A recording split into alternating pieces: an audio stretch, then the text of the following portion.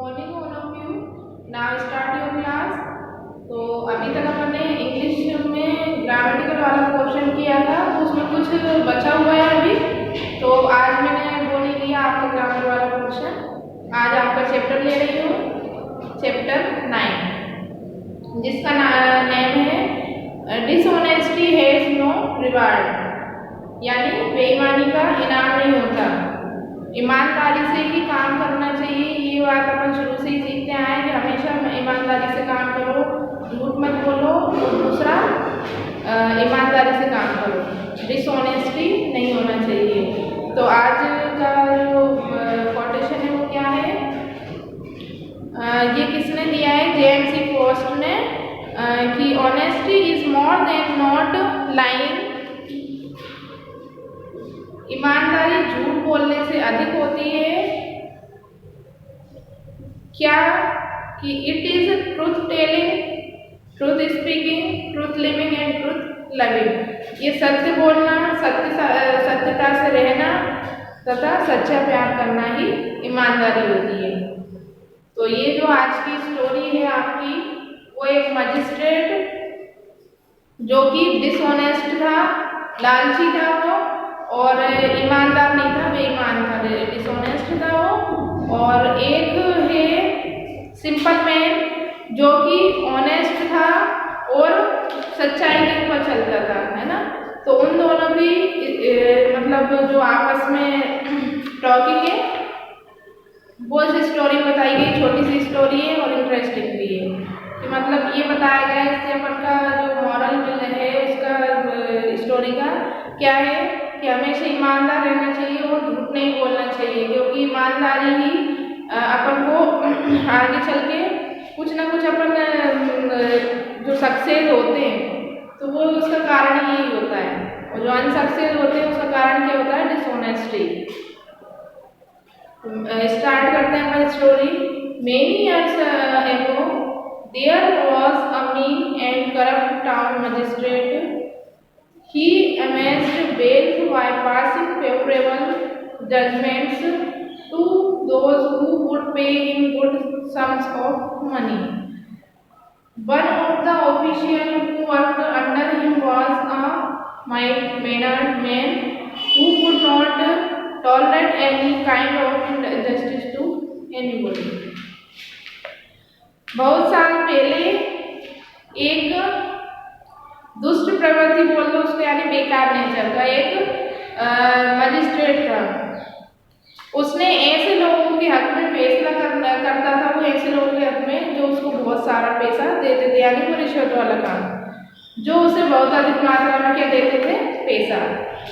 उसके कार्यालय यानी ऑफिस में उसी के साथ में, यानी उससे नीचे, यानी मजिस्ट्रेट से नीचे जो भी काम करते वर्कर्स, उनमें से एक था जो कि विनम्र स्वभाव का था, यानी कि बहुत ज़्यादा नरम जो बोलते ना कि नरमाई वाला जो नेचर होता है इंसान का, वैसा व्यक्ति था, जो किसी के साथ किसी भी प्रकार का अन्याय होते हुए देख नहीं सकता था। यानी किसी के साथ कुछ भी गलत हो रहा है, उसको दिख रहा है, तो वो उस चीज़ को सहन नहीं कर पाता था, उसको अच्छा नहीं लगता था, क्योंकि वो खुद विनम्र स्वभाव का था। तो जो विनम्र स्वभाव के होते हैं उनको खुद अच्छा नहीं लगता कि किसी दूसरे के साथ गलत हो, और उनके सामने।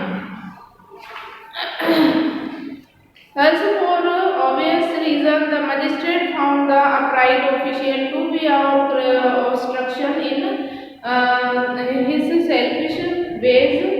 He often scolded the honest man even for no fault of his. Then one day the magistrate decided to do away with the official, and with this evil intention he hatched a plot.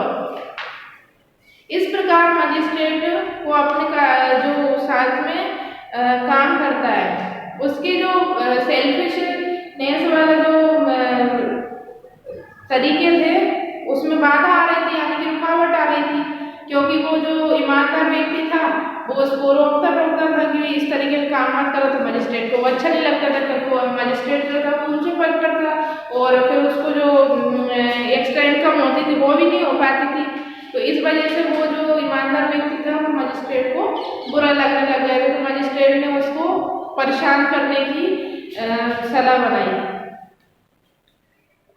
वे अक्सर उस ईमानदार व्यक्ति को उसके बिना किसी दोष यानी बिना कोई गलती के भी उसको डांटता रहता था हमेशा। क्यों डांटता था? क्योंकि वो उसको पता था कि मेरे काम में रुकावट डाल सकता है। तब एक दिन उसने इस बुराई के अभिप्राय से उस व्यक्ति को दूर करने की योजना बनाई, प्लानिंग करी उसने। सर्दियों का दिन था और बहुत बर्फ पड़ रही थी।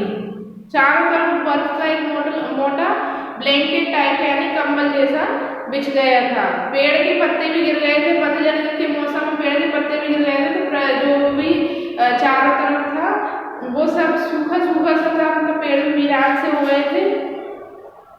इस दिन मजिस्ट्रेट ने अपनी योजना को अंजाम देने का निश्चय किया।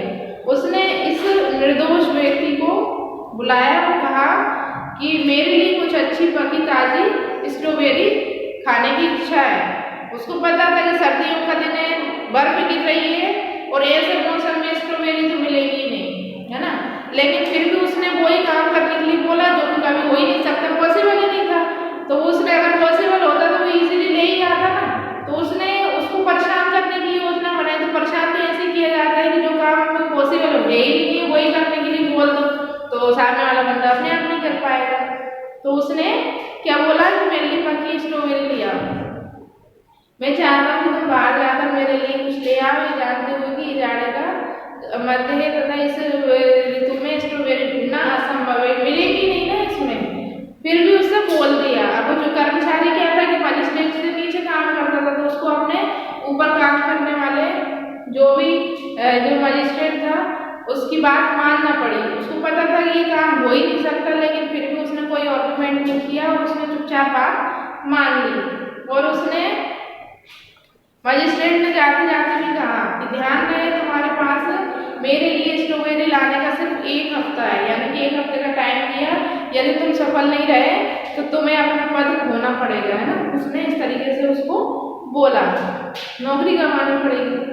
बेचारा कर्मचारी अपने से ऊपर थे वो मजिस्ट्रेट, इसलिए वो चुपचाप रह गया और उसने कुछ भी नहीं बोला और चुपचाप जो उसको ऑर्डर दिया गया था उसके अकॉर्डिंग वो काम करने के लिए तैयार हो गया। और उसने इस काम के लिए अपने घर वालों से भी झूठ बोला कि मुझे ऑफिस के काम से बाहर जाना है, जबकि उसको बाहर नहीं जाना था, उसको स्ट्रॉबेरी ढूंढने के लिए जाना था। लेकिन फिर भी उसने ये वाली बात अपने घर वालों से छुपाई और बोल दिया कि मुझे ऑफिस के काम से कहाँ जाना है, बाहर जाना है। अब ऐसी सर्दी में स्ट्रॉबेरी तो मिलती ही नहीं, फिर भी उसने कोशिश की, है ना, क्योंकि उसको ऑर्डर मिल चुका था। तो उसने कोशिश की और वो जब ढूंढते ढूंढते घूमते घूमते थक गया और सर्दियों का मौसम था और इतनी बर्फ पड़ रही थी कि उसे घूमते घूमते तबीयत खराब हो गई। जब तबीयत खराब हो गई तो वह सप्ताह के अंत में घर पर वापस आया। उसके जो बेटा था, 10 साल का या बेटा था उसका, तो उसने पूछा अपने पिताजी को इतनी कठिनाई में देखकर उसको भी कष्ट हुआ। तो उसने पूछा कि प्यारे पिताजी, मैंने मजिस्ट्रेट को पाठ पढ़ाने के लिए एक प्लानिंग की है, यानी कि उसको सिखाने के लिए एक प्लानिंग की है। आपको चिंता करने की जरूरत नहीं है, अभी आराम करो आप। जब सप्ताह के अंत में छोटा लड़का जो उसका था 10 साल का, वो मजिस्ट्रेट के घर पे गया और उसने मजिस्ट्रेट के साथ में बोला, सबके सामने बोला कि मेरे पिताजी आपके लिए ताजी स्ट्रॉबेरी खोजते खोजते यानी ढूंढते ढूंढते एक जहरीले सांप द्वारा काट लेने के बाद गंभीर रूप से बीमार है। तो मजिस्ट्रेट ने विरोध किया, उसको गुस्सा आया मजिस्ट्रेट को। तो उसने अपनी बात को छुपाने के लिए, लड़के को गलत साबित करने के लिए, उसने लड़के को ही उसकी बातों में फंसा दिया। कैसे कि उसने कहा कि तुमने मुझसे झूठ बोलने का साहस कैसे किया? क्या तुम समझते हो कि मैं मूर्ख हूँ? मैं विश्वास कर लूँगा कि इस बर्फीली ठंड में सांप पाए जाते हैं। यानी उसने ये बताया उस लड़के को, सब लोग उसके जो साथ में थे मजिस्ट्रेट के, तो उनके सामने लड़के को गलत प्रूफ करना चाहा। तो उसने क्या बताया कि ऐसी बर्फीली ठंड में तो सांप ही नहीं पाए जाते, तो कहाँ से काट लिया तुम्हारे पिताजी को सांप ने? तो जो लोग गवाही के लिए एकत्र हुए थे वे सभी इस बात को सच बता रहे थे कि सही है, इस बर्फीली बर्फ में तो सांप होते ही नहीं है। तो इसका मतलब ये लड़का झूठ बोल रहा है। तभी उस लड़के ने विनम्रता से मजिस्ट्रेट से कहा कि जब ऐसी बर्फीली ठंड में सांप नहीं पाए जाते तो फिर आप सभी जानते हैं कि गर्मियों में उगने वाली स्ट्रॉबेरी बर्फीली ठंड में कैसे उग सकती है। मैं आपसे मेरे पिताजी को दिया सब लोगों के सामने यही बोला कि सही है, जब गर्मियों में पाई जाने वाली स्ट्रॉबेरी सर्दियों में नहीं पाई जा सकती तो तुमने ऑर्डर कैसे दे दिया मेरे पिताजी को, आदेश कैसे दिया? जब सांप नहीं पाया जाता तो स्ट्रॉबेरी भी नहीं पाई जाती, तो फिर आपने मेरे पिताजी को आदेश कैसे दिया?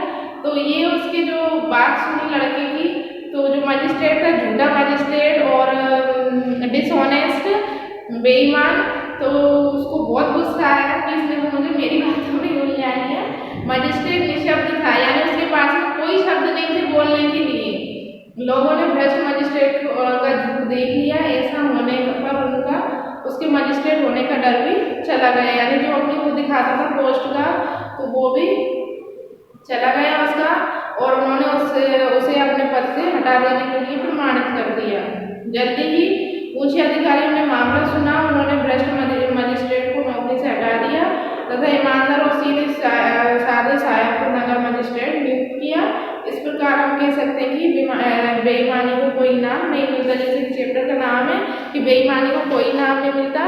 तो बिल्कुल सही बात है, तो ये आज प्रूफ भी हो गया ऐसे स्टोरी से कि जो बेईमान व्यक्ति है वो थोड़ी बहुत सक्सेस उसको मिल सकती है, लेकिन आगे चल के तो वो उसको कोई सक्सेस नहीं मिल सकती, उसकी हार भी होती है। और जो ऑनेस्ट है वो कुछ टाइम के लिए भले ही वो परेशान हो जाए, लेकिन आगे उसका नाम भी होता है और उसकी ऑनेस्टी का की मतलब वजह से उसकी एक अच्छी नई पहचान भी बनती है। तो हमेशा ऑनेस्ट रहना चाहिए अपने काम के लिए भी, और हर फील्ड में काम से मतलब नहीं है कि आप जहाँ पर काम कर रहे हैं वहीं पर ऑनेस्टी हो आपकी, सभी जगह ऑनेस्ट बनकर ही रहना चाहिए। तो ये आज स्टोरी आपको समझ में आई गई होगी। इसकी जो PDF है, सॉरी इसकी जो एक्सरसाइज है और क्वेश्चन आंसर वो PDF के थ्रू मैं आपको पहुँचा दूँगी। फिर नेक्स्ट वीडियो में या तो अपन चैप्टर करेंगे या फिर ग्रामेटिकल पोर्शन कर लेंगे, क्योंकि ग्रामर में भी आपका थोड़ा सा बचा हुआ है। वैसे तो मैंने ज़्यादा कि मोस्टली करवाई है, फिर भी थोड़ा बहुत बचा हुआ है तो वो भी अपन देख लेंगे। तो आज के लिए इतना ही, फिर मिलते हैं अपन न्यू वीडियो में न्यू टॉपिक के साथ। तब तक के लिए goodbye and have a nice day.